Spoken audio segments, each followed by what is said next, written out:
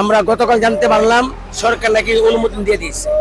তা আমাদের প্রতিবাদের উদ্দেশ্য হলো বিশ্বের যে সমস্ত দেশে মুসলমান নির্যাতিত হচ্ছে ওই সমস্ত দেশে তাদের কোনো মানবাধিকার অফিস নাই। যেমন আমাদের ফিলিস্তিনে আজকে প্রায় 15-2 বছর যাবৎ আমাদের মুসলমানদেরকে নির্মমভাবে হত্যা করা হচ্ছে, সেখানে মানবাধিকার অফিস খোলার তারা প্রয়োজন মনে করে নাই।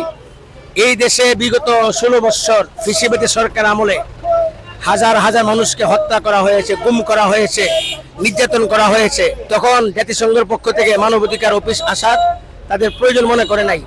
এই মুহূর্তে দেশে অবস্থা শান্তি শৃঙ্খলা চলতেছে, এদেশের জনগণ শান্তিপূর্ণ বসবাস করতেছেন, এদেশের মুসলমান মুসলিম মাদ্রাসা উলামায়ে কেরাম শান্তিপূর্ণ আমরা চলতেছি।